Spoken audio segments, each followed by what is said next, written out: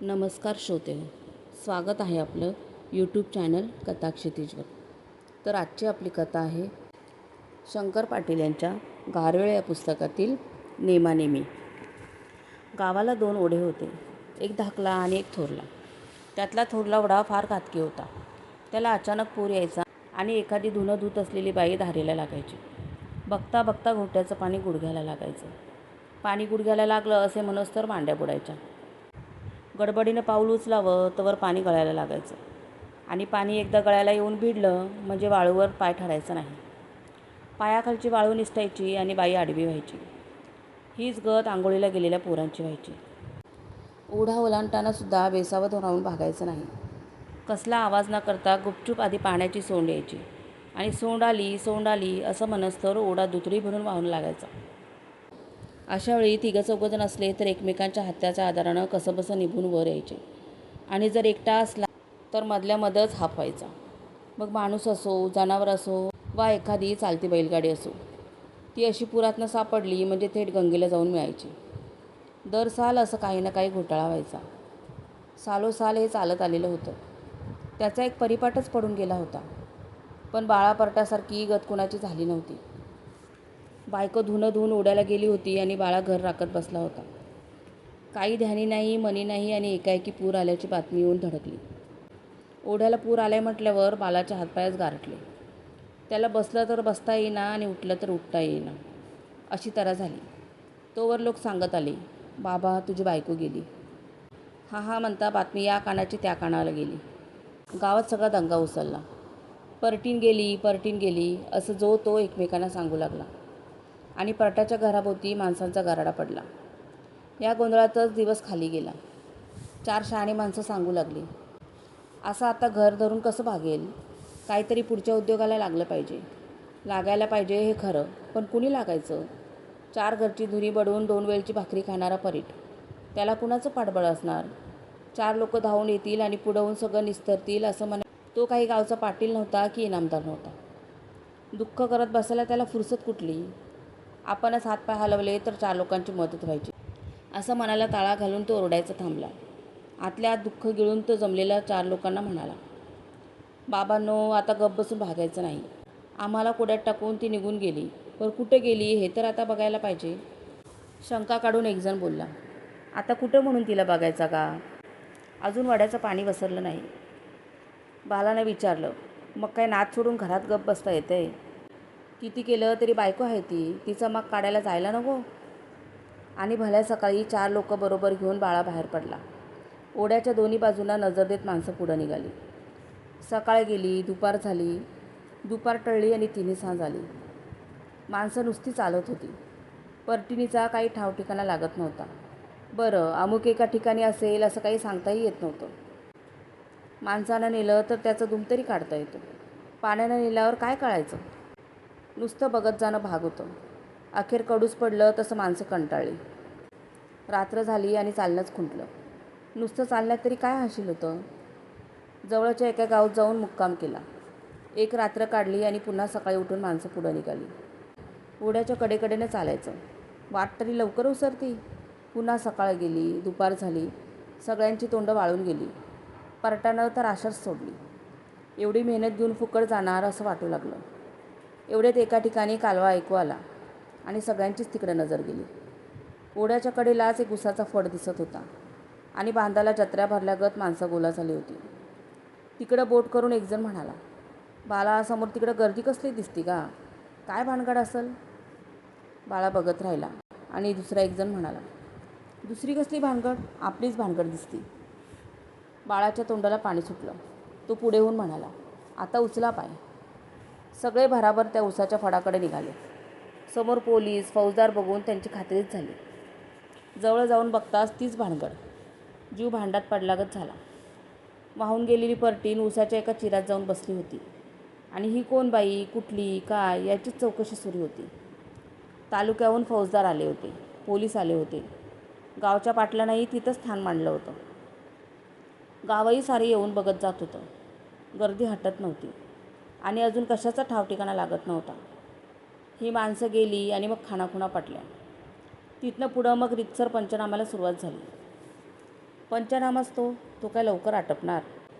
ती रात्र गेली आणि दुसरा दिवस उजाडला. फौजदार एक सोडून 1000 प्रश्न विचारत होता. तुमचीच बायको हे कशावरनं? इथनं त्यानं विचारायला सुरुवात केली. आणि मग ओढ्यावरच का गेली? विहिरी नव्हत्या? पूर आला तरी ओढ्यातच का राहिली? पाणी बघून बाहेर का पडली नाही? काय सांगायचं? तोंडाला फेस आला. बाळा घाबरला आणि फौजदार दटाने देऊन विचारू लागला, घरात काय भांडण झालं होतं काय? हे सांगण्यात दुसरा दिवस मोडला. अखेर कसा तरी एकदाचा पंचनामा झाला. बाळाला सुटल्यासारखं झालं, पण अजून सुटका झाली नव्हती. उत्तर तपासणीसाठी म्हणून प्रेत पुन्हा तालुक्याच्या गावाला गेलं. तिथं मग सरकारी इस्पितळात एक दिवस मोडला. असं होता होता सगळ्या चक्रातनं पार पडल्यावर पोलिसांनी प्रेत ताब्यात दिलं. ते घेऊन बाळापरीट मग आपल्या गावाला आला. तिथनं मग पुढच्या जोडणीला सुरुवात झाली. 4 लोक गोळा झाले. जवळच्या गावाला महार जाऊन सांगून आला. नात्यातली 4 माणसं आली. यातच दिवस बुडून गेला. रात्र झाली. ओढ्याच्या कडेला लाकडं रिचली. अग्नी द्यायची सगळी तयारी झाली आणि प्रेत तिरडीवरनं काढून सरणावर ठेवलं. आणि आता अग्नी देणार इतक्यात कुणीतरी ओरडलं, सोंड आली, सोंड आली. सोंड आली असे मनोस्तवर पाणी सरणाला येऊन लागलं. पायात पाणी आल्यावर अग्नी तरी कसा देणार? धाड धाड आवाज येऊ लागला आणि सगळेच एडबडले. एकाएकी पूर आला म्हणजे पाणी नुसतं नाचतच आलं आणि अग्नी द्यायचं सोडून लोक पळत सुटले. लांब जाऊन बघत उभे राहिले. काय बोलावं कळेना झालं. बाळापरटाचं नशीब तरी कसलं असेल? एवढ्या प्रयत्नानं प्रेत त्यांच्या ताब्यात मिळालं होतं आणि अग्नी द्यायला म्हणून ते सरणावर ठेवलं असतानाच पूर यावा. लोक खुळे येऊन बघत राहिले. सरणासाठी म्हणून रचलेली लाकडं बघता बघता तरंगू लागली आणि लाकडांवर बसूनच परटीन पुन्हा वाहत गेली. जाताना डोळ्यांना दिसत होती. चालली, निघाली, गेली असं लोक नुसते तोंडानं म्हणत होते आणि बोटानं दाखवत होते. पण पुढं जाऊन तिला कोण घेऊन येणार? पूर आलेल्या ओढ्यात कोण उडी टाकणार? सगळेच काठावर बघत उभे राहिले आणि डोळ्यात देखत पाण्यानं बाई ओढून नेली. असं काय माणसाला जमेल? अग्नी द्यायला गेलेले लोक हात हलवीत माघारी आले. आंघोळी करून गप घरात तरी बसता येतंय? गप कसं बसणार? एकदा अग्नी दिला असता आणि मग काही झालं असतं तर गोष्ट निराळी होती. पण अग्नी न देताच असं झालं म्हणजे ते मार्गी लागलं असं कसं म्हणता येईल? धर्मानं सांगितलेल्या गोष्टी करणं भाग होतं. त्याशिवाय मुक्ती कुठली आणि बाळापरट्याच्या जीवाला तरी शांती कुठली? काय करावं, कसं करावं असं म्हणत बाळा घरी आला. खेळखंडोबा झाला होता. आता पुन्हा सगळं निस्तरणं भाग होतं. गेले 4-5 दिवस त्याच्या डोळ्यानं झोप नव्हती. पोटात अन्न नव्हतं. वद्याडून अंगात कणकण आल्यागत झालं होतं. आता गप अंथरूण घालून तरी कसं पडायचं? गाव तरी काय म्हणेल? जाऊ दे, गेली म्हणून गप बसावं तर लोक तोंडात शेण घालतील. नाच सोडून गप घरात तरी कसं बसणार? हातपाय हलवणं भाग होतं. पुन्हा दुसऱ्या दिवशी सकाळी 4 लोक बरोबर घेऊन बाळा घराबाहेर पडला. ज्या उशाच्या फड्यात ती जाऊन बसली होती तिथपर्यंत तरी जाऊन यायचं असं ठरवून तो निघाला. नशिबानं असली तर बरं झालं म्हणायचं, नसली तर नाच सोडून तिथनंच माघारी फिरायचं. जाऊन बघितली नाही असं होऊ नये. कुणी नावं ठेवू नयेत म्हणून निघालेली ती माणसं कुठं न थांबता सवरता झपाट्यानं वाट कमी करत निघाली आणि 3 सांजेपर्यंत त्यांनी तो मळा गाठला. मळ्याचा मालक एकटाच बांधाला बसलेला दिसला. बाकी लोक बी कोणी दिसत नव्हते. पोलीस नव्हते, फौजदार नव्हता, दुसरं कोणी नव्हतं. बाळाला वाटलं आपला हेलपाटा फुकट जाणार. असं बोलतच माणसं पुढं निघाली. ती जशी जवळ आली तसं त्यांना ओळखून मालक उठून उभा राहिला. राम करून म्हणाला, या कवासा निघालता? निघालतो एरवाली सकाळीच असं सांगून बाळानं दबकत विचारलं. बरं, बांधालाच बसलाय? बसलोय, झालंय वाट बघत. म्हाताऱ्याचं बोलणं कळेना झालं. वाट बघत बसलोय म्हणजे कुणाची? मनात शंका नको म्हणून बाळानं पुन्हा विचारलं. कुणाची वाट बघत बसलाय? दुसऱ्या कुणाची? मालकाची वाट बघायला लागलोय. काही खुलासा होईना म्हणून जरा वेळानं तोंडाकडे बघितल्यागत करून बाळाने विचारलं. म्हणजे या मळ्याचं मालक तुम्ही नव्ह वय? अहो, मला घेऊन काय करता? बाई येऊन बसली या, तिचा मालक यायला नको? सगळेच एडबडले आणि तोंडाकडं बघत राहिले. तसं मग म्हाताऱ्याने विचारलं, काय कळना व्हय? पाहुणं, तुमचं बोलणं काय कळना झालंय. अहो, त्यात कलायचं आणि काय? तुमचीच वाट बघत बसलोय की. जरा कळल्यागत दिसलं आणि मग म्हातारा बोलला, परवा घालवली नाही तर माहेरला आल्यागत पळून आली. आणि हे कसं काय झालं म्हणायचं? हाय नवं, हाय की पहिल्या जागेलाच येऊन बसली या. असं कसं झालं हो पाहुणं? कपाळाला हात लावून बाळा बोलला. नशीब बाबा आमचं, दुसरं काय. आणि असं म्हणून कुणी न म्हणताच तो खाली बसला. तो बसला तसे बाकीचे लोकही खाली टेकले. म्हाताऱ्यानं पुन्हा विचारलं, पर हे असं कसं झालं? झालं बाबा असं. असं म्हणून बाळानं घडलेली सारी हकीकत सांगून टाकली. आणि मग मालक सांगू लागला, सकाळपासनं मला खूळ लागले. आमचीच आणि येल बरी म्हणून दिवसा नजर पडली. रात्री इरेचं दिसलं असतं तर काय करायचं? काय गत झाली असती आमची? त्यानं असं विचारलं आणि बालापरटाबरोबर आलेल्या माणसांपैकीच एकजण म्हणाला, अहो तुम्ही आणि घट म्हणायचं. आमच्यासारखा आणि एखादा कच्चा दिलाचा असता तर बघितल्याबरोबरच त्याची नाडी बंद पडून मेला असता. कशाला राहिला असता? तोंडाला लावलेली चिलीम बाजूला करून पाहुणा म्हणाला, अहो तीच गत आली होती. काय वास मारायला लागलं म्हणून पुढं जाऊन बघायला गेलो तर ही बाई. पाय माझं लटलट कापायला लागलं बाबांनो. उभं राहून बघायचं होईना झालं. ऐकण्यात गुंगून गेलेल्या परटाने विचारलं, आणि मग हो? आणि मग काय बाबा, नाडी बंद पडल्यागत झाली. कसा बसा खोपीवर आलो. दणादणा जाल केला आणि चराचरा आधी अंग शेकून घेतलं. आणि मग जरा हुशारी आली. असं म्हणून तो तोंडाकडं बघत राहिला. आणि एकजण म्हणाला, तर हो, काल परवा पंचनामा होऊन नेलेला प्रेत पुन्हा रानात दिसल्यावर बघणाऱ्याची गाळणच उडायची की. गालन? पाचावर धारण बसली बाबा. काय सुचना झालं. दुपारपतूर निजून राहिलो या निजून. आणि म्हटलं सभागती कोणतरी तिकडं जाईल आणि कायच्या बाय होऊन बसल. अहो गाव सारं येऊन बघून गेले. अजून त्याच्या नजर पुन्हा गेलंय काय ते? आणि जर कुणाला पुन्हा दृष्टी पडलं तर काय तरी होऊन बसल. असं सांगून म्हातारा म्हणाला, म्हणून बाबांनो इथं बांधायला राखत बसलो या. काय करायचं? बाळाने विचारलं, गावात काय वर्दी बिर्दी दिलेली नाही ना व? वर्दी तरी कशी देणार हो? असं विचारून म्हातारा तोंडाकडं टक लावून बघत राहिला. आणि मग आपणच सांगू लागला, आणि कुठलं दुसरं एखादं असतं तर जाऊन कलिवलं असतं. पुन्हा तेच म्हटल्यावर कसं सांगायचं हो? काय सांगतोय म्हणून मलाच सगळी खुल्यात काढणार नाहीत? वय की लोकांनी तरी कसं खरं मानावं? विश्वास बसायला नको? कसं बोलला?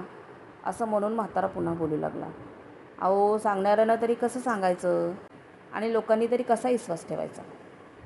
ती काय नांदाया गेलेली बाय हाय वय? पुन्हा पळून आली म्हणून सांगाय जाऊ? अहो मडं काय असं पळून खेळते काय हो? वय की आणि काय? असं हेटालनीनं म्हणून तो रागानं बोलला. नदीत परडी सोडल्यागत तुम्ही तिकडं मडं सोडून मोकळं झाला हे खरं. पर बाबांनो आमचा जीव इकडं टांगणीला लागला की. काय झालं असेल याचा जरा विचार करा. बाळाच म्हणाला, आम्ही तरी काय असं व्हावं म्हणून केलं काय हो? म्हातारा हसून बोलला, वय बाबांनो तुम्ही तरी काय करशिला? तीच वैशी असेल तशी. वैशीच म्हणायची की, दुसरं काय? असंच तास गटका बोलणं झालं. आणि बाळा एकाकी चिंतातूर झाला. त्याला पेच पडला. आता इथनं तिला घेऊन गावाकडं जायचं कसं? एक नव्हे, दोन नव्हे, 5 दिवसांचं प्रेत ते. तानं पोर असतं तर त्याला काखेत मारून जाता आलं असतं. आता या बाईला न्यायची कशी?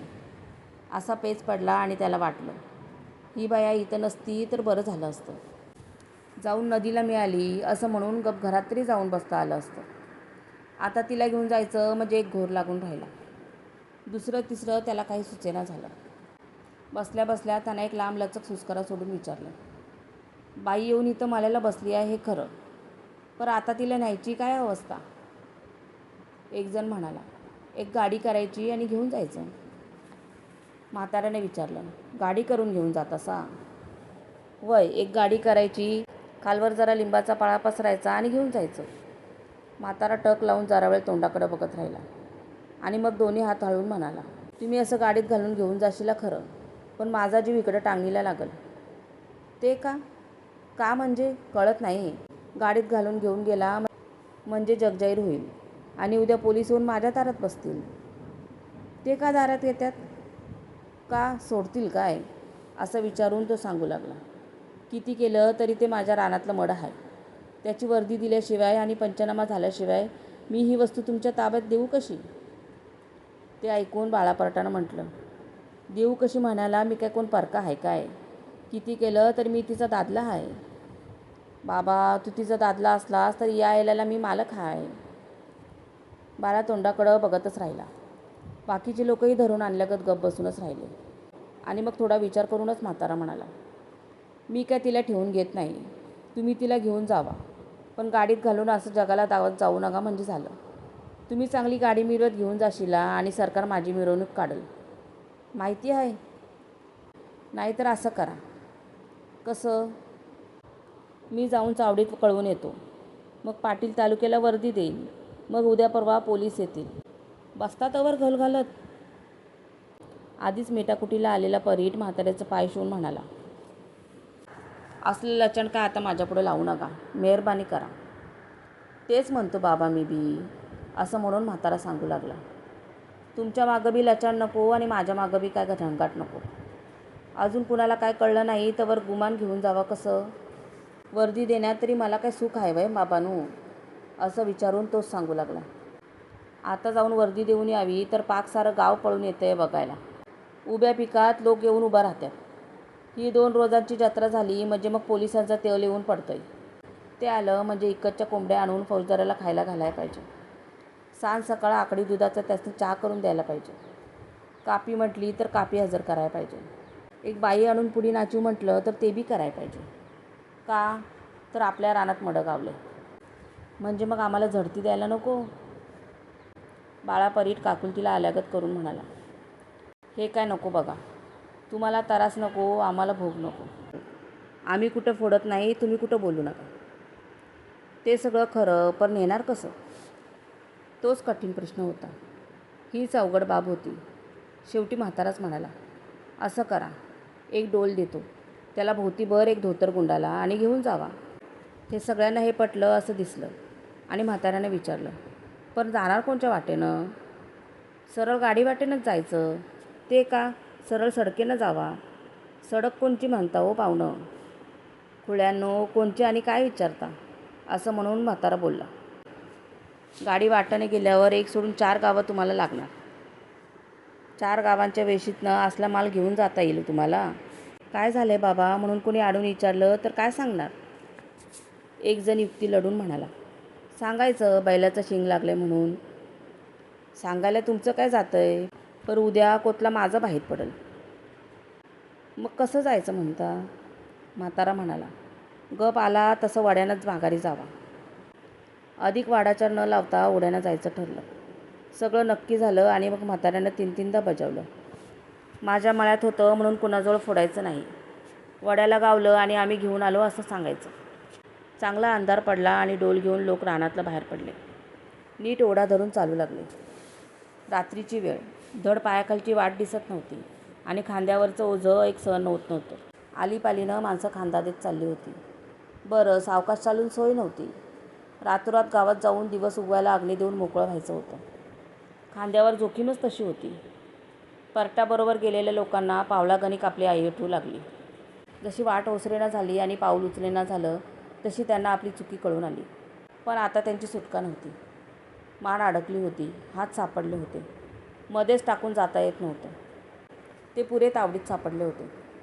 शिवाय कोण बघेल की काय ही आणि जीवाला दुगदुगी लागून राहिली होती. त्यांचा जीव माटपूट करत होता. अशीच मध्यानं रात्र टळली. निम्मी अर्धी वाट चालून झाली आणि एकाएकी सायकलीची नर फुगावी तसा पायाखालचा ओढा पंपानं हवा भरावी तसा फुगला आणि पाणी पायात आलं. पायाखालची मळलेली वाट पाण्याच्या कडेकडेनं जात होती.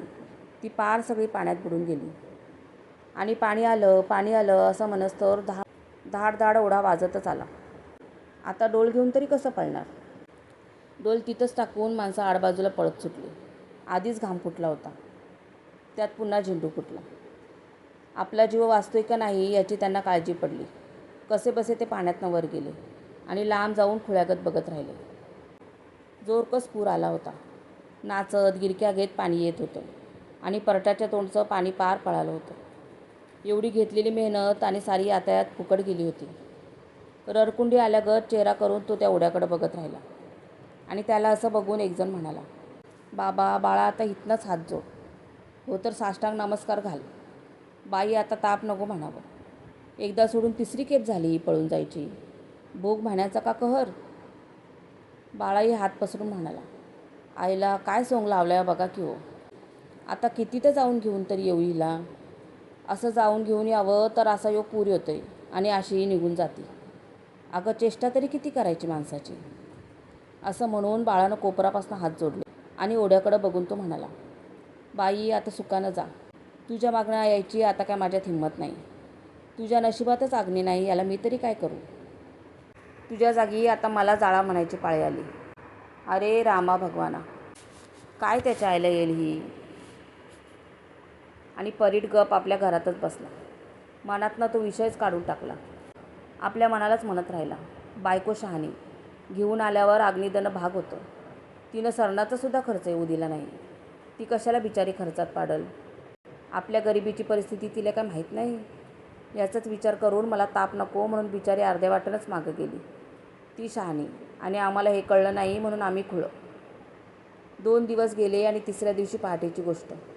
बाळा अजून झोपला होता. तोवर कुणीतरी उठवत आलं. दारात येऊन हळी देत राहिलं. परीट जागा झाला. उठून दार उघडून बघतोय तर काय, ओळख देख लागेना. मग त्याने विचारलं, कोण बाबा, कुठलं. बाळा परीट तुम्हीच का. बाळा परीट मीच, तुम्ही कोण. आम्ही महाराजे. का आलाय, कुठनं आलाय. कुठनं वय. असं म्हणून एकानं कुठनं का हे सगळं सांगितलं. आणि मग तो म्हणाला, काल परतूर त्यांनी तुमची वाट बघितली आणि मग काल रातचं काढून आम्हाला लावून दिले. आमचा रोजगार बी तुमच्याकडनंच घ्यायला सांगितले. मग डोल आणून आत ठेवू का बाहेर असू द्यायची. बाळाला काही बोलताही येईना झालं आणि सांगताही येईना झालं. काय बोलणार आणि काय सांगणार. धन्यवाद.